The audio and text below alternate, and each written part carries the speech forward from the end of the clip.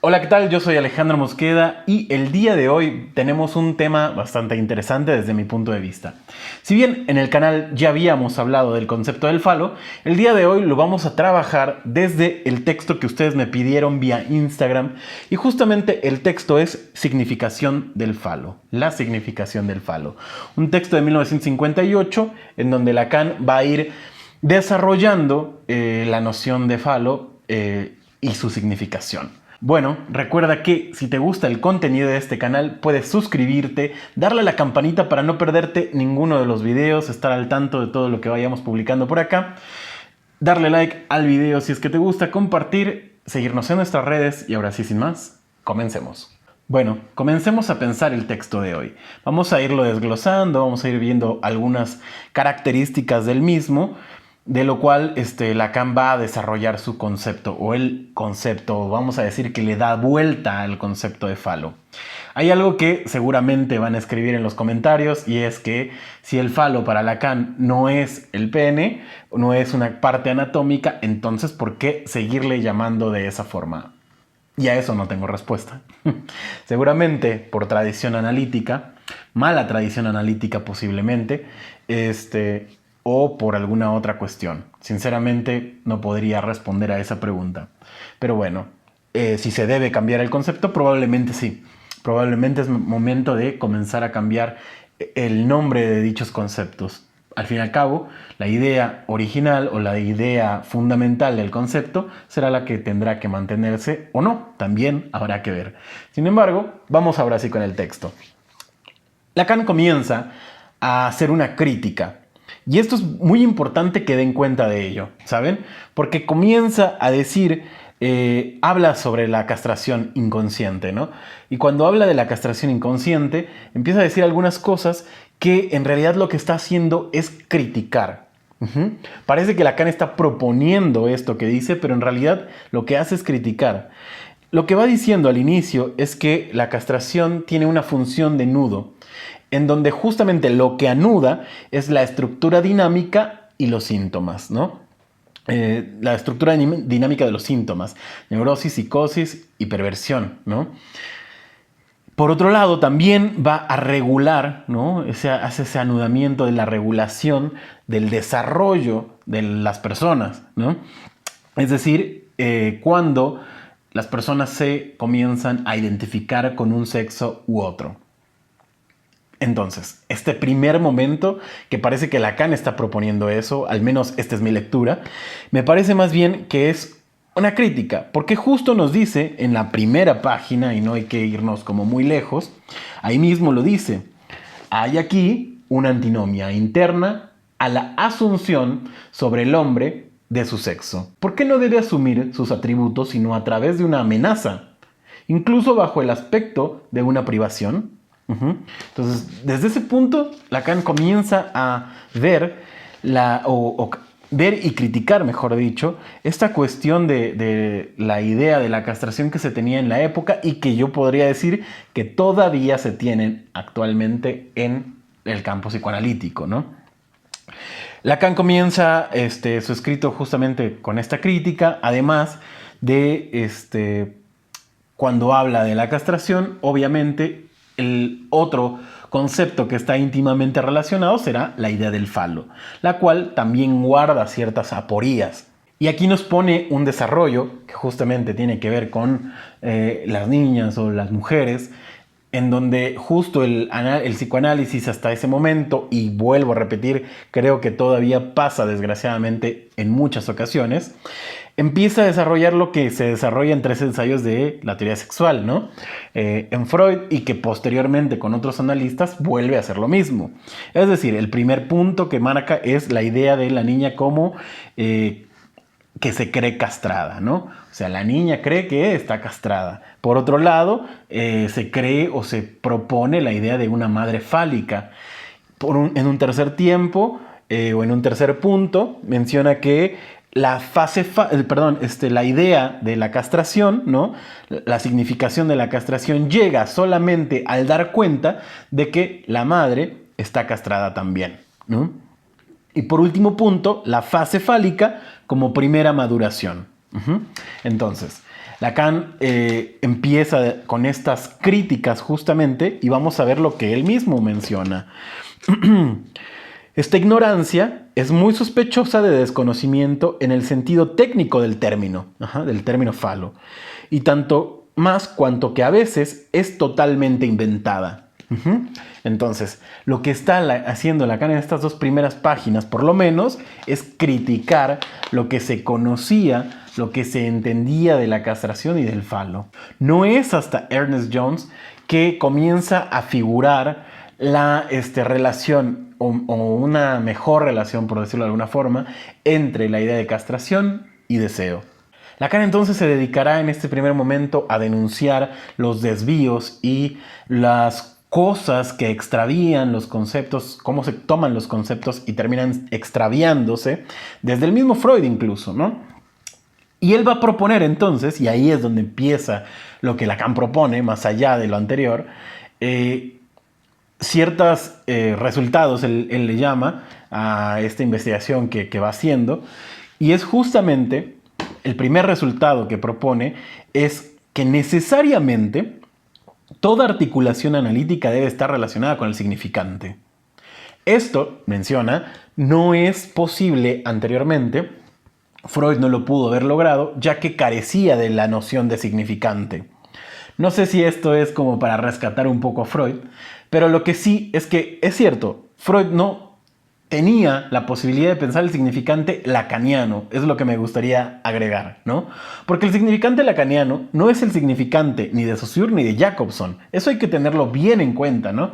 Y es algo que muchos lingüistas, por ejemplo, pueden criticar de la obra de Lacan, que no entendió a Saussure, por ejemplo.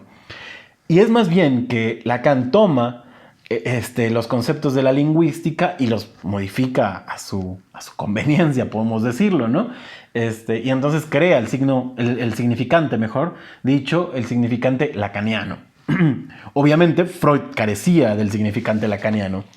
Y bien, en la página 656 nos dice Lacan, esta posición del significante se convierte entonces en una dimensión nueva de la condición humana, en cuanto que no es únicamente el hombre quien habla, sino que el hombre y por el hombre, en el hombre y por el hombre, ello habla, y su naturaleza se resulta tejida por efectos donde se encuentra la estructura del lenguaje, del cual él se convierte en la materia. Y por eso resuena en él, más allá de todo lo que pudo concebir la psicología de las ideas, la relación de la palabra. Entonces, bueno, no se trata, a pesar de introducir, digámoslo así, la idea del significante, no se va a tratar de una cuestión entre el lenguaje y las personas de manera sociológica. No es que vaya en ese sentido, no es que ahora todo se trata del lenguaje y cómo se transforma socialmente. De lo que se trata, dirá Lacan, se trata de encontrar en las leyes que rigen ese otro escenario que Freud, a propósito de los sueños, designa como el del inconsciente, los efectos que se descubren al nivel de la cadena de elementos materialmente inestables que constituyen el lenguaje, efectos determinados por el doble juego de la combinación y la sustitución en el significante, según las dos vertientes generadoras del significado, que constituyen la metonimia y la metáfora, efectos determinantes para la institución del sujeto. Por lo tanto, dado el significante, una de las propuestas de Lacan es que no podría entenderse algún concepto sin relacionarlo a el significante. Y como sabemos, el significante carece de una propia significación. El significante no significa nada en sí mismo. Por lo tanto, tendrá o estará necesariamente relacionado con otros para poder decir algo. Y es lo que dice, se trata de encontrar las leyes que rigen ese otro escenario generado, que está hecho de significante. Estas articulaciones justamente yacen o están en un lugar que ya hemos hablado mucho en este canal y que es el lugar del otro, ¿no? Ese otro de donde proviene el mensaje al sujeto, aunque el sujeto lo escuche o no con sus oídos, dice Lacan. Y eso me parece muy importante pensarlo, porque la idea de que lo escuche o no con su oído desbanca, le quita el peso a lo que siempre hemos hablado o que siempre se había hablado en psicoanálisis de la noción de trauma. Esta idea de la noción de trauma en donde algo pasó y eso fue demasiado fuerte o algo se dijo, ¿no? Y entonces eso comenzó a andar. Y no necesariamente es así, al menos lo dice Lacan. No es necesario que alguien haya pasado algo o le hayan dicho algo para que comience un malestar, ¿no? No es necesario que la madre le haya dicho al hijo que era un bueno para nada para que él se sienta un bueno para nada. O no es necesario que alguien, que en algún momento la persona haya fracasado para que se sienta un fracasado. No es necesario que eso ocurra. Pero eso se encuentra en el campo del otro, aún antes de su condición de viviente. Entonces, la noción de significante para Lacan, o desde Lacan, podemos entender que la noción de significante va a ayudar a pensar al falo desde otro lugar. Ya no desde lo que es, ¿no? Ya no vamos a pensar el falo desde ese punto, sino desde la noción de significante. Entonces, por lo tanto, comenzaremos a pensar al falo por su función. Y esta cita no la voy a leer porque ya la he leído en otro video y en otros videos probablemente. Y es donde dice que el falo no es ningún objeto, ni es una no es una condición fantaseada, ni tampoco es una cuestión de un órgano reproductor, ni nada por el estilo, ¿no? El falo ya no es en sí mismo, sino por su condición de significante. El falo no es más que justo el significante destinado a designar en su conjunto, dice Lacan, los efectos del significado, en cuanto el significante los condiciona. El significante condiciona los efectos del significado. Es decir, condiciona los significados por su simple presencia de significante. Sin embargo, la función del falo va a ser justamente la de nominar, la de generar ese significado. Como velado, ¿no? Porque justamente, como dice Lacan, el significante condiciona a los significados. Son entonces los efectos de la presencia del significante que van a comenzar a deslindar la idea de la necesidad. Y aquí es donde van a empezarse a articular otros dos elementos, ¿no? Ya habíamos dicho la idea de la castración, la idea del falo, y vendrán otros dos elementos más, que justamente es demanda y deseo. La demanda proveniente del campo del otro, la cual será necesario primero hablar de ella para después hablar de deseo. Pero como dije, esos temas los tocaremos en otro video. El día de hoy vamos a concentrarnos en la idea del falo. Entonces, vayamos a la página 659, en donde Lacan va a decir lo siguiente. Todas estas expresiones no hacen sino seguir velando el hecho de que no puede desempeñar su papel sino velado. Es decir, como el signo, el mismo de la latencia de que adolece todo significable, desde el momento en que es el elevado a la función del significante. Entonces, ¿cómo lleva a cabo su función el falo? Velada. El falo va a ver esta nominación que hace justamente es un velo que le pone a la falta. ¿A qué falta? A la del significante. ¿A qué me refiero con eso? A que si el significante no significa nada por sí mismo, lo que va a hacer el falo va a ser nominar, ponerle ese significado. Es decir, va a significar. A pesar de ser un significante, es un significante, dice Lacan, privilegiado, ¿no? Y entonces puede nominar cosas. Podemos decir básicamente que el significante es un alto. Es un alto que le pone el tope a cómo se escabulle justamente el significante bajo metáfora y metonimia. Ese significante que, como dice Lacan en un seminario, ese significante que juega y gana, ¿no? Entonces, el falo lo que va a hacer es poner ese velo para poder significar, vamos a ponerlo así. Es ese acuerdo, entre comillas, del cual nos servimos para poder hablar. Y dice en la 660 que el sujeto solo designa su ser poniendo una barra en todo lo que significa, tal como aparece en el hecho de que quiera ser amado por sí mismo, espejismo que no se reduce por ser denunciado como gramatical. 2. Que lo que está vivo de ese ser en lo reprimido encuentra su significante por recibir la marca de la represión del falo. El falo como significante de la razón del deseo. Bueno, entonces lo interesante o lo novedoso, por decirlo de alguna forma, es la condición de significante que tiene el falo en Lacan. Lo que diferencia justamente es esa función de velo que sirve para taponar de alguna manera, como dice acá, poniendo una barra, ¿no?, en el agujero, vamos a ponerlo así. Y así es como vemos justamente que falo, demanda, deseo y falta están íntimamente relacionados, ¿no? En la página 660, ya para terminar también, al final de la página nos dice lo siguiente: la demanda de amor no puede sino padecer de un deseo cuyo significante le es extraño.